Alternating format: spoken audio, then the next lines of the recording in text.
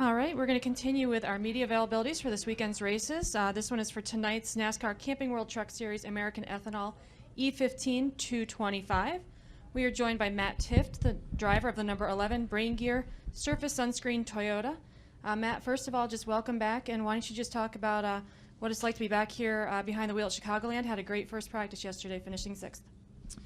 Yeah, obviously, we had a meeting at Bristol talking about getting back into a race eventually, and so thankful that this is the weekend we can do it. And Chicagoland is actually one of my favorite tracks, so had a lot of fun yesterday.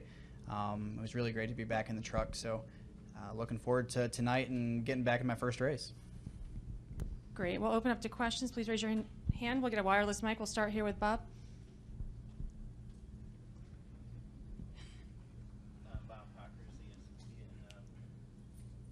No, go ahead, Bob. Go ahead? Yep. Go ahead, Bob. You can ask your question. All right. You did 2 tests, correct? Did you have any issues at all? Was there anything that felt either different or that? Was there anything different in your testing that you had to address? No, not at all. And I've been asked about that a lot this weekend. Every time I got in the car, it was like everything had been way before. Did a lot of go-karting as well in between and before the late model tests, and I didn't feel anything at all that was different, and I would not be here this weekend if I did not feel like I was 100% ready to go. Additional questions for Matt? Up here for Reed. And then we'll go to David. Reed Spencer with NASCAR Wire Service. Could you just describe what it was like, the feeling of getting back in the car the first time? Yeah, I radioed in after the first practice how much I had missed it. It's interesting because even my late model test, it was at Hickory, and Hickory's it's a small short track and a super late model, totally different kind of car. So going the high speeds and going into the banking of a track like Chicagoland, in a truck series event, it's totally different than what you can prepare for on the short track. So a lot of fun, but also I had to be on my game just like any other driver has to be. But it takes a lap or two for you to get used to it, and I think by the second run out there we were running competitive times again. So but definitely it was soaking it in going around the first couple laps. We'll go over to David and then to Kenny.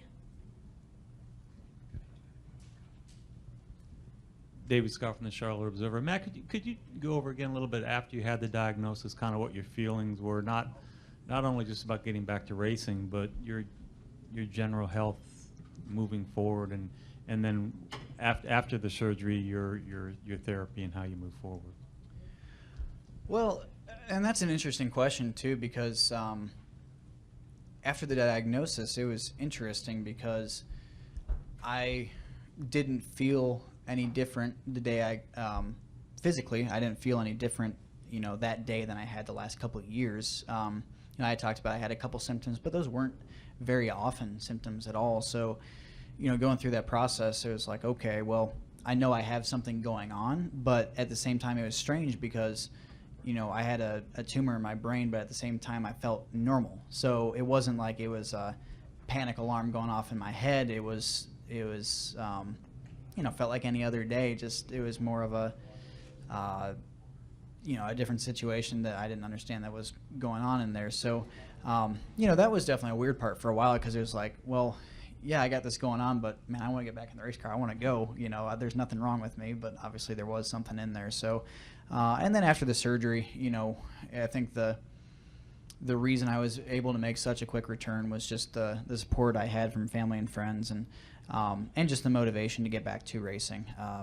It's one of my favorite things to do, and I love racing. My passion is racing, and I think for having that ability to be able to go out and say, all right, I want to get back in the truck. I have the motivation to do that.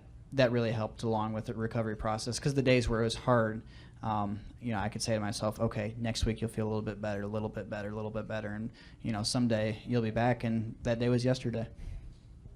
We'll go over to Kenny Bruce.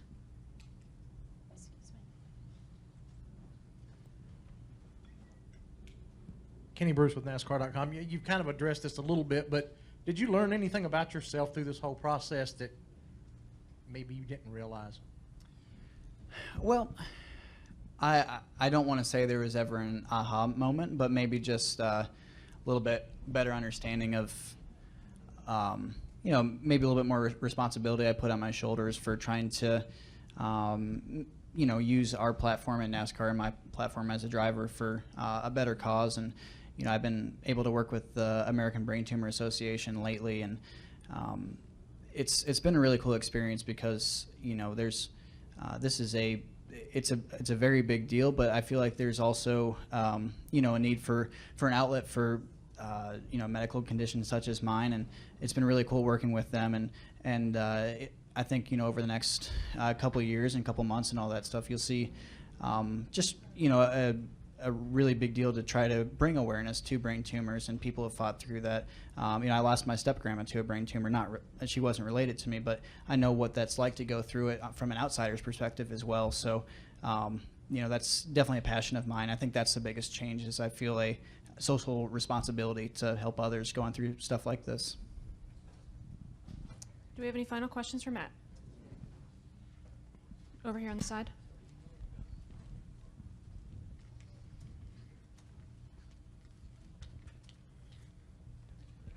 Aaron Bearden, FrontStretch.com. Matt, Brett Moffitt filled the majority of the races while you were out, and he ran fairly strong. Have you had any conversations with him just about the transition, or even just about racing in the truck? Yeah, we talked a little bit, and I think the cool thing about the time that I've been out and what we saw change at Red Horse Racing was they got more and more competitive as we went, and it was neat to see it too. I mean, I obviously wish I was in the truck, but the direction Scott Zipadelli and I wanted to go, that's the direction they started moving from the competition side, and I think obviously you saw it work pretty well. So between Herman and Jake Griffin and Brett stepping in the truck, they did a great job of bringing it up to speed, and now it's my turn to step back in it, and I'm going to do the best I can this weekend, and going forward for the rest of the year, I really think we'll have some awesome trucks to work with. Kevin Ramsell, Speed Sport News. How you doing, Matt? Good to see you. Good to see you too. I just wanted to just talk about how you use social media to give updates, because I think a lot of people were surprised the morning after your surgery that you got on and you're pretty much FaceTiming yourself. Just talk about how you came through that process. That's something you thought of on your own, where you're by yourself in the hotel or in the hospital bed, and just how that helped with your progress as well too. Well, one of the things that I think was as soon as I announced that I was undergoing the surgery with the picture or post or whatever I had on there, I realized that this is a brain surgery is a very major deal, and it's a scary thing to go through.